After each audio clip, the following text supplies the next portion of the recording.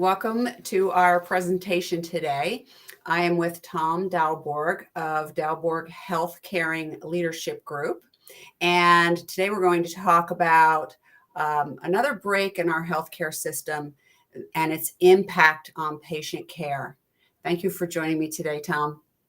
I'm thrilled to be here with you again. It's always great discussions, and I always learn so much from our interactions. Well, we learn a lot from each other, don't we? It's a joy. So, in speaking with you, I was quite shocked to hear about the impact of bullying in our healthcare system, and I think it's a really important issue to address because at the end of the day, those people in our healthcare system, they're taking care of us, right? Yeah, and Exactly. And we want to ensure that they're in the environment, the culture, the systems that best position them to take care of themselves, of course, but to take care of others. Right. Self-care comes first. And as you know, I've done work with nurse leaders to help empower them with their self-care and their leadership abilities. So let's go ahead and dive in. And you specialize in this area. So tell us a little bit about that. Yeah, it's probably a good idea to talk about how I got into this space. So, my connection to bullying was outside of healthcare to begin with. Although if we really think about it, bullying as a health issue, it's a public health issue. It was actually with my son.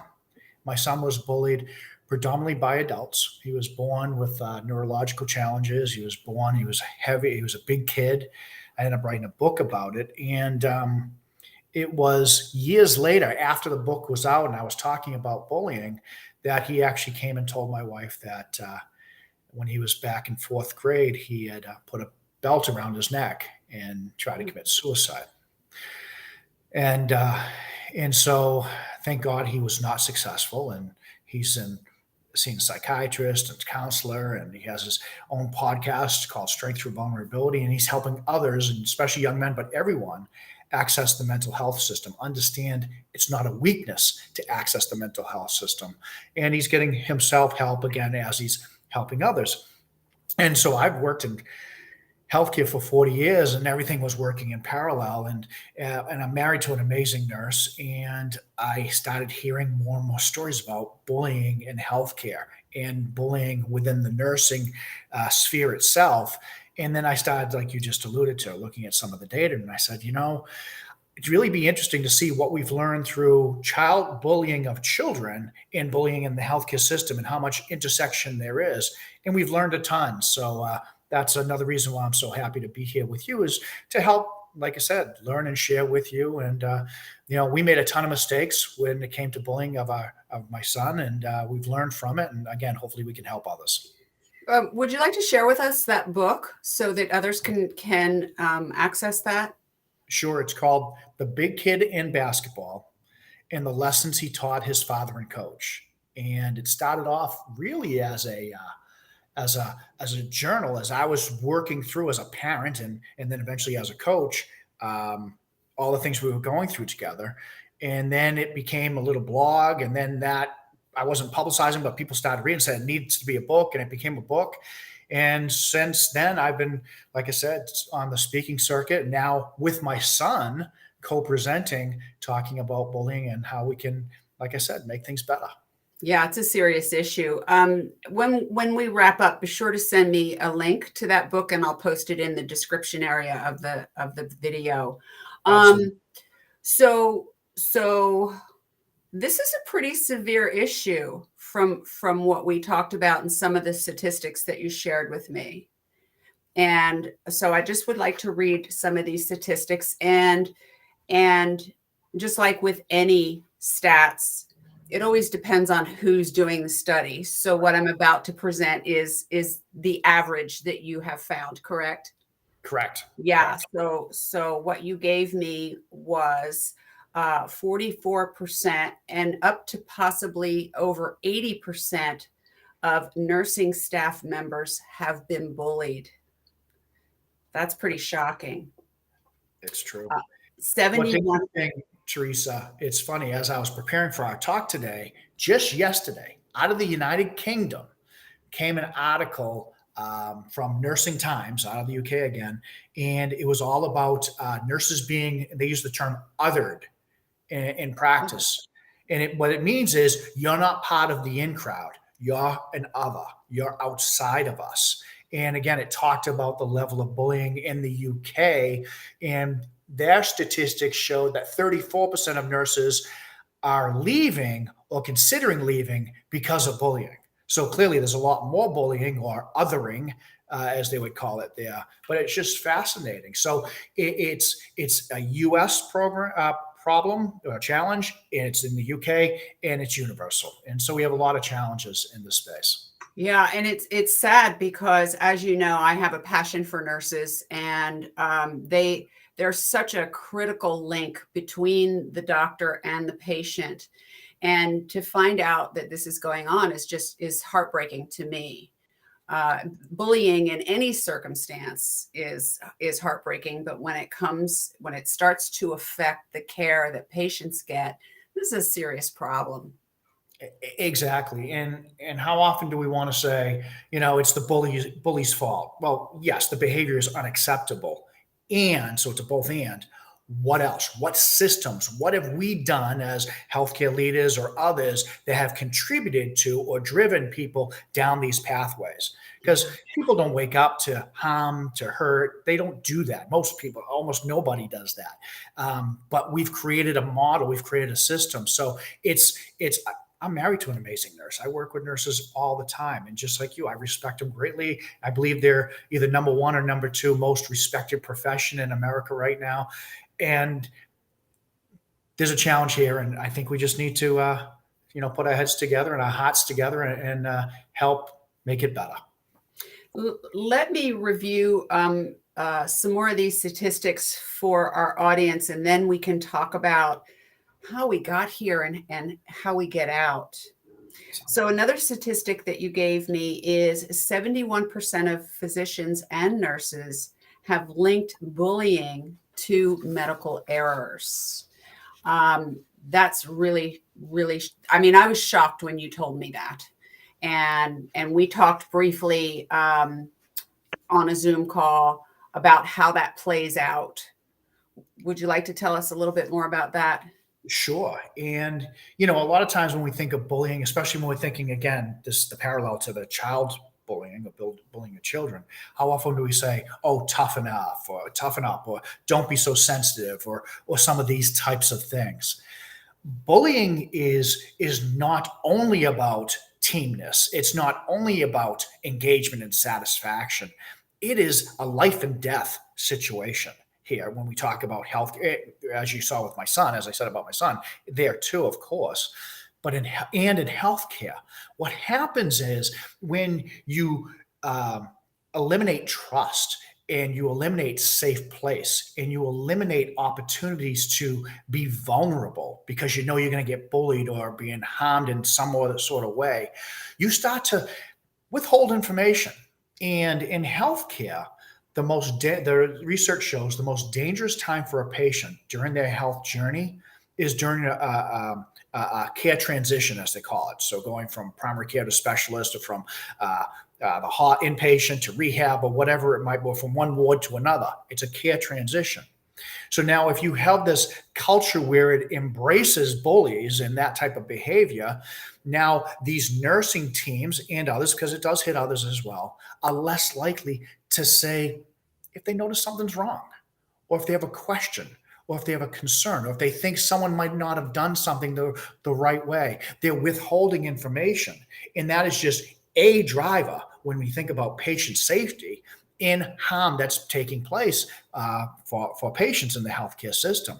And I can give you a very personal example, again, over in the UK, when my youngest daughter, Haley, was over there studying abroad. We had brought her over, and we were then visiting some family in a couple towns over, and she got very, very sick. So we got to experience the NHS firsthand.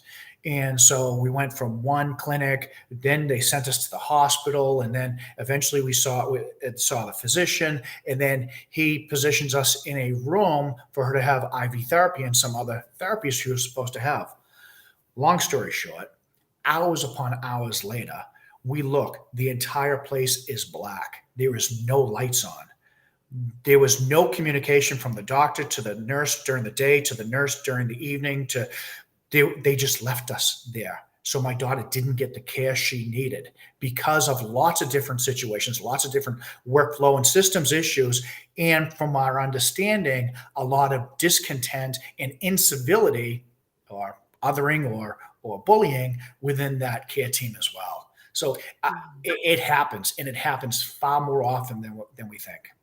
So you and I have, in our previous discussions, we've talked about how the system is broken. Everybody's under a lot of pressure, including the doctors. Schedules are tight.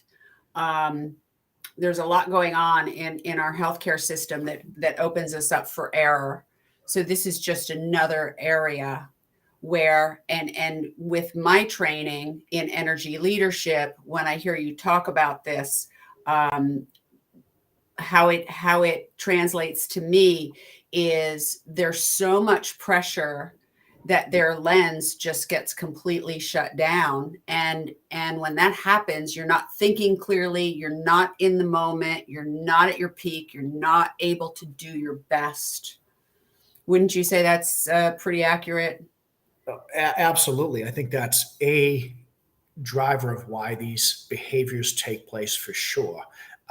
In fact, I saw some information just recently said that if you basically address everything you just said, the majority of bullying will be eliminated in the nursing space. Now, I just saw that. I haven't really teased it out to see what the details are. Like you said, you can have data can tell you anything you want, but those are key pieces of it. Other key pieces from other research that I have investigated further. So there's a Dr. Cheryl, I think I'm saying her last name correctly, Della Saga, who's done a lot of research in this space. And one of the things that she found that contributes to nurse bullying is how the difference between how medical students are taught and how nursing students are taught. So in a medical student, those students are taught to project confidence and to have the answer to the question and stay calm and stay collected. With the nursing students are taught basically to be subservient and uncertain and to ask more questions. I mean, inquiry is great, don't get me wrong, but to have less confidence. And again, after speaking with my bride and other nurses as well, it's like, yeah, that's what they were taught. That was it. You know, the doctor, male or female, was God, and you were subservient to them. That was the methodology back in the day, and unfortunately, still to a large extent today. Yeah. Yeah. So in energy leadership, and with the work that I did with nurse leaders, 99% had a primary level 4 energy, which is caregiver energy, which means they're putting out so much for everyone else. There's hardly anything left for themselves. And once they have an understanding of how to manage their energy and manage their self-care, everything begins to shift.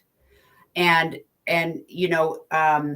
we know statistics tell us that 80 to 90% of our population lives down in that catabolic energy where it's the world is perceived as a fight or flight environment. And if you're living there, you're bound to make mistakes, make errors. As you said, be fearful to speak up. Right.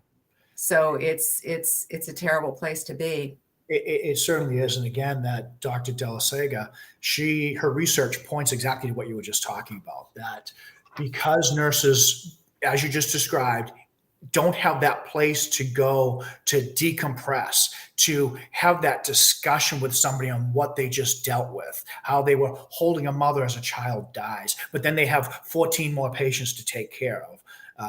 Which is not an exaggeration nowadays. How when the stress level gets to such an extreme, they're still on the floor. They're not allowed to leave that floor. They're not going to the bathroom. So that stress, everything you talked about, that energy is being pent up, and then it starts to get redirected towards others. And so again, I think the work and what you're describing is so important. It is part of that system fix or fixes, and also that ability to look in the mirror as the nurse themselves and realize that it's time to take care of themselves. So again, but in saying that, I don't want to blame nurses or doctors, anyone from burning out. We all need to take care of ourselves, yes, and leadership needs to build the systems which allow us to honor our callings and take care of ourselves. So leveraging the tools that you and the gifts that you bring to the table are absolutely critical within that spectrum. And sometimes people hear it as, oh, you're blaming the doctor, you're blaming the nurse. Well, we got to hold people accountable for behaviors, and we need to fix the system. Right. So, and everything that you just described, that nurse is dealing with incredible, as you mentioned, watching a mother lose her child, or watching a patient die, and then having 14 more patients to tend to. But then when they walk out that door, they still have family, right? Yeah. And these people are givers. So then they go home and they take care of their family. And so it can easily lead to burnout. And no, we're not blaming anyone. Again, people need to take responsibility for their behavior. Like you said, it's only when we wake up and recognize that we have a problem that we can begin to fix it. And that's why you and I are here having this discussion today, to raise awareness. Absolutely. Yeah. Absolutely. I have another statistic here. So you told me that 20% of physicians and nurses said that disrespect and bullying leads to patient death. Yeah. Exactly. And it really goes back to what I had said earlier, which the harm and the death. When we're not giving that right information, when we're not coaching, mentoring, supporting, encouraging, when we're not creating that safe place for that tough conversation that needs to be had, errors happen. Errors happen. And that's in healthcare, it's in any industry, it's in Right. sport. It happens, and it leads to death. And that's what these doctors and nurses have said themselves. When they looked at what happened, when they debriefed, when they processed what happened, and sometimes part of what they contributed to that adverse outcome, they realize that a lot of it has to do with that disrespect and that bullying. Yes, and I believe that you told me some of these nurses are, and you kind of glazed over it a little bit earlier. Like, let's say when a patient gets transferred, you were talking about, they may have some information that they choose not to share because they're fearful of getting blamed for making a mistake. Is that right? That is absolutely a key part of it, for sure. There's also, when we think about, they call them the types of bullies. One of the types of bullies is a bully that uses information as ammunition. It's power. And again, how people get to that level and to get to that place, we want to investigate and address at the root cause level. But yeah, that is one of those what they call archetypes of bullying in nursing that really leads to that, again, that withholding of information, and then that harm, not only to their care team, but also, as we just talked about, to patients and families. Could you tell us a little bit more about the other archetypes of bullies? Absolutely. You have, so there's the super nurse, who really is about, it's that elitist attitude. It's condescending. It's being corrective, but it's coming from that condescending place. So again, now you have a younger nurse, perhaps, that has a question, but really doesn't want to be derided in public, doesn't want to be shamed, doesn't want to be blamed. And so they stop sharing information. And again, real adverse output. They have what they call the PGR nurse, who is put downs, gossips, and rumors. And again, they use those as their ammunition to bully other nurses. You have the backstabbing nurse, which is, I guess the term is two-faced. But again, that's the one is really about using information as a weapon. And that, again, especially during care transitions, can lead to that adverse outcome that we just talked about. You have the green with envy nurse who are just bitter. And I don't mean to say it flippantly, but a lot of them burnt out and they're bitter now. And we've contributed as leaders to them being burnt out. Again, don't excuse the behavior, but we need to fix the system. And oftentimes what's interesting with them is their victims don't even realize that they're the target. They're crafty in this space. And so as a nurse, and my bride would talk about this, she'd feel like just something's wrong. There's something missing. There's not that collegiality. There's not that teamness, but she couldn't put her finger on it until years later. And she realized it was some of this behind the scenes machination that was taking place. Two more. We have the cliquish nurse who that's the one that othering that the UK is talking about. It's, we're the in crowd and we're going to exclude. So you start excluding people from being part of discussions, part of huddles, part of information sharing, again, linking to harm as well. It always reminds me of, everything I needed to know I learned in kindergarten. It's about play fair and include and those important things. And then the last archetype is the resentful nurse, who has developed, and they hold grudges and they have this ability to create gangs or gang up on others. And again, it's all inexcusable behaviors. And we've created systems that are allowing for it and are actually contributing and creating it. And we need to fix it all. Wow. And it sounds like as you go through these archetypes, I could see each one of them playing out in any corporate environment. Absolutely. Absolutely. Yeah. So again, we're talking about nurses because I do a lot of work with nurses in healthcare and improving it. Right. But you're right. This is, we could take all of this and translate it to almost every industry. Yes. And we're talking about nurses because it's part of my goal to open people's eyes to the breaks in our healthcare system so that they can become a more empowered patient and look out for themselves. Absolutely. In sadly a broken yet very expensive healthcare system. Yes, on both points. Yes. So we also talked about in another conversation that you and I had, so many of these, a large percentage of these nurses will just quit and they'll leave the system. Can you talk a little more about that?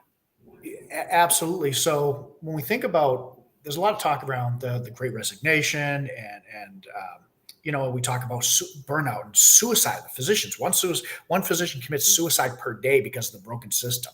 Nurses are leaving left and right. And I used some of the stats, shared some of the stats earlier. Like 34% of nurses are leaving because of bullying. Others are leaving for other reasons. On top of that, we have a huge shortage of nursing and nurses. We've created a system that's creating this environment and we need to fix it. A lot of nurses are leaving and they're trying to go to other healthcare systems. Unfortunately, what we're describing here, it's not an aberration. These statistics are across the board. It's not this particular hospital versus others. Of course, there are differences. And yet, on an average basis, this is happening out there. And when they leave, they're not finding, like I said, I'll say it this way. There is greatness throughout the healthcare system. There are great nurses throughout the healthcare system. As you said, it's also a broken system that we need to fix on a universal and a systemic basis. Yeah, there are great physicians and great nurses. There are a lot of great people in our healthcare system. And you mentioned the suicide rate, and that's probably something else that the general public is not aware of. The suicide rate among physicians is the highest of any segment that we take in our society. And so that right there should be an indication of how broken the system is. Now, we don't have time to get in today to why these physicians are committing suicide. But it's important for people to be aware that your doctor could very well be depressed, could have a drug or alcohol problem because of that depression and trying to cope. So again, we're doing this interview to create awareness for both nurses and for the general public. So this is really very valuable information. And I know your time is valuable. So let me see what else here that I have on our list. Um, so so we talked about those nurses, they'll leave and they'll just end up in another environment with the same issue. So here's a big question. What do you feel is the root cause of all of this? Well, it's interesting. Again, I've researched this a lot. And, the ANA says that, some people consider nurse bullying is a rite of passage. Oh If you're going to boy. be, I know. And in fact, it's so common that they refer to it as eating their young. And that's just part of the game or part of the process. I just, it floors me in this day and age, especially with what we know and the impacts. Again, it's not just about let's all treat each other nice, but it's actually about harm and death and more. So others have said that there was an article from, I forget what it was from, but it's called Our Own Worst Enemies, the Nurse Bullying Epidemic. And it says that a lot of the nurse bullying, the root cause is a lack of self-confidence. And again, link that to what we just heard about as far as nursing schools and what they're teaching. They're teaching subservient, being subservient, and it plays together. So that would make sense. Another one is visioning colleagues as threats. So we're not creating that safe place for that teamness and collegiality. We're creating competition in a very negative way. So now we're viewing people as threats.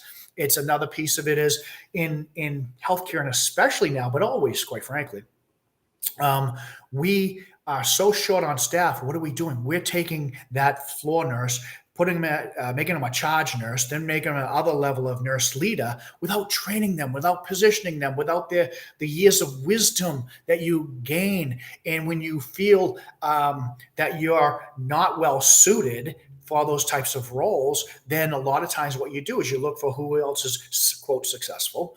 And sometimes in those environments, the people that are seen as successful, although they're not, are those that intimidate and create fear. And you are now also afraid yourself, so that that starts to be exacerbated and you start to drive that out as well. And the same thing, they feel disempowered. And so when you feel disempowered, you don't have the tools. What do? You resort to some actions and behaviors that tend to be, in many cases, bullying behaviors. Yeah. Yeah. And for those that are being bullied, you go in, you do your job, and you try to get out with the least amount of friction and contact, which is not in the best interest of the patient. Absolutely. That's exactly Yeah. right.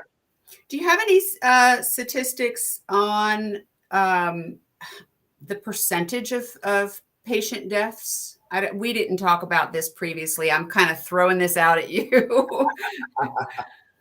I don't, other than the stat we said earlier that came from some of the research. I don't have additional information. And quite frankly, a lot of hospitals, whether it's due to bullying or poor handoffs or other things, they're not necessarily forthcoming with the information. Okay. And so what do we do about all of this?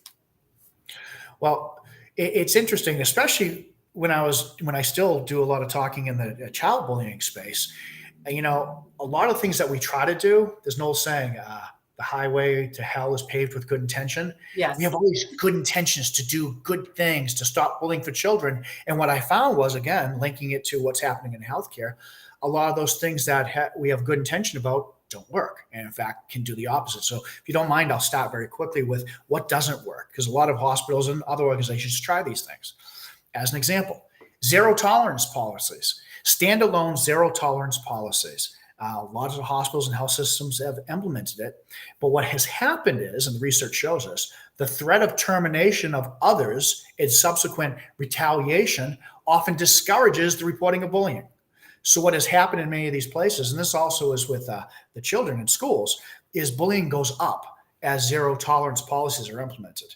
Wow. Yeah, it's not logical, but it's the reality. This is the human condition, that we're not machines. So that's why we always have to have good intention and marry it to right action. And so again, standalone zero tolerance policies don't work. What else do we do? Both with kids and in healthcare systems, we have conflict resolution and peer mediation. And so we're saying now that we believe, well, let's say it this way. Number one, bullying is not a conflict. It's a form of victimization. And so what we've just said to both parties when we said, we're going to bring you together and you're going to work it out is, you're both partly right and you're both partly wrong. We need to have you all work together to fix this. Wrong message. And again, by doing that, we decrease the feeling of safeness or safety to actually talk about bullying and bring it up, because now I have to go confront that person who's been victimizing me. And so it doesn't work. Others that don't work, and again, I found this fascinating because logically it seemed to make sense to me. Group counseling. Again, this was done in schools, and then it's being more and more in healthcare systems. They're bringing those who are exhibiting bullying behaviors together to learn about why they bully and work towards not bullying and developing the right systems and supports. What they found in the research is that we've actually created a peer group for people who bully. And now they're able to learn from one another and continue to bully both within the children's space and in the healthcare space, which again just blew me away. Simple and short solutions. How often do we say, oh, we're going to have this bullying PR campaign and we're going to check the box, and it doesn't work. And then the last one I'll mention now is how often when we talk about reward and recognition, we attach money to behavior. And so what Harvard found, and it's why incentive plans cannot work, was the article out of Harvard Business Review is, it may work for a small amount of time, but it's temporary. And then what happens is we don't want to exhibit right behaviors or not bullying behaviors because it's the right thing to do. We're doing it because you're paying me. And then what else do you want me to do? What other good behavior? Well, how much are you going to pay me to do that? And again, it actually creates a worse culture and a worse environment. So let me take a breath before we get into what works and just see, Teresa, what your thoughts are on some of those. Yeah, it all makes sense that those would fail. In the work that I do, it comes down. What I'm hearing here is a lack of self-esteem, because bullies need to feel power, and they need to feel that power because they have a lack of self-esteem.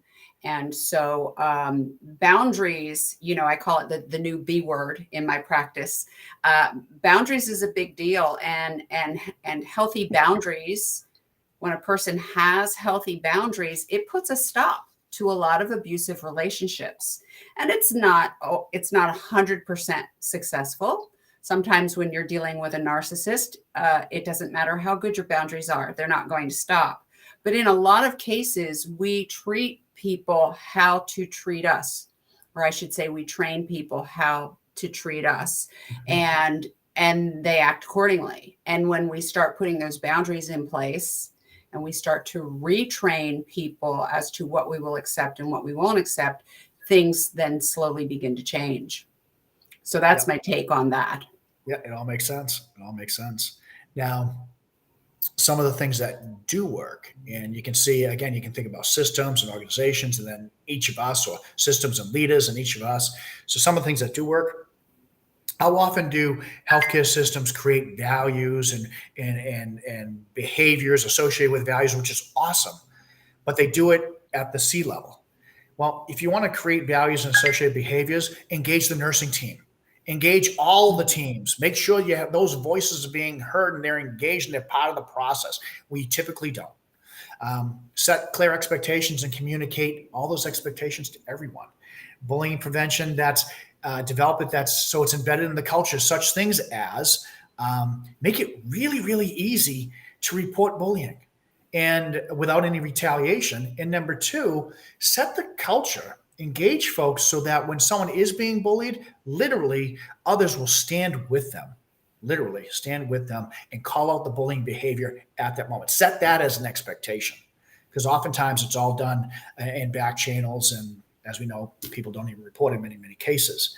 Developing peer mentoring programs. Identify your top performers, not just with the nursing skill set, or again, it can play to any profession, not just the technical skills, but the leadership and the relational, and how often do we say, oh, that's a leader because someone's a great surgeon or a great technically gifted nurse or mechanic or whatever it might be. and we need the both and. And I mentioned earlier, recognize, reward, and recognition. Recognizing good behaviors and celebrating good behaviors. And again, always have to be careful. If you start attaching dollars to it, then you just brought in a whole different mindset. And again, we have to be aware of that human factor when that takes place. Another one is, are you familiar, Teresa, with Schwartz rounding? No, I'm not.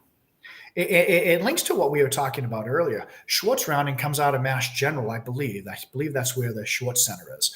And they developed a program which allows nurses, after they've had that challenging day, challenge experience, to round on one another in a safe place and talk through at a human level what they're going through, develop personal connections, and that understanding and that empathy and that compassion and love for one another. It's an incredible program.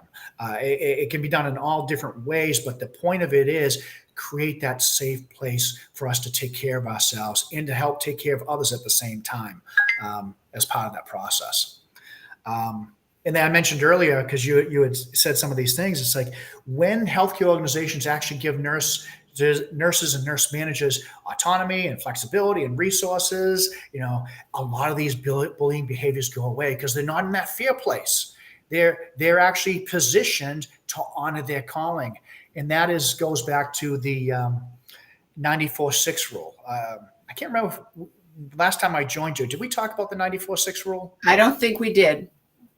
So in the quality improvement speak, Edwards Deming is the godfather or the father, I forget what term they use, for quality improvement. And he found that when there is a systems issue or when there's an issue, 94% of the time it's a system issue and only 6% of the time is it a person issue.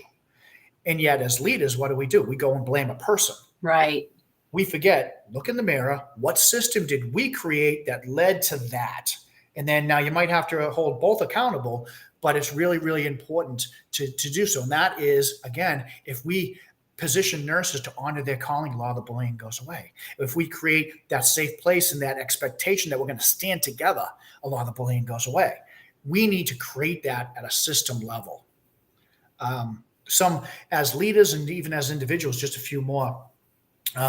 One is, it's absolutely key, and oftentimes we minimize it, role modeling. Role modeling. We as leaders and our top performers, we need to hold all of ourselves accountable to role model correct behavior.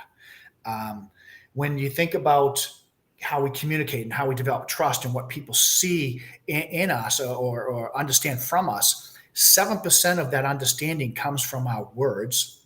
38% comes from the way we say our words or our tone of voice. But 55% of what people understand from what we're trying to communicate is based on what they see in us, see us do.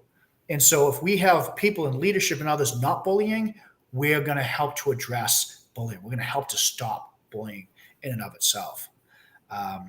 Another key piece is, there's that saying, first it was, you don't want to listen. How often do we listen to reply? We need to move to listen to understand. True. Right. We also need to move that to listen because we actually care. Right. Because oftentimes it's, I'm listening to understand because I want a factual piece of information so I can make a decision, not because I care about you or care about my system or care about patient. We need to get to that place of we actually care. Another piece is, I call it, especially when I'm working with kids and teams in basketball, we say you must have your head on a swivel.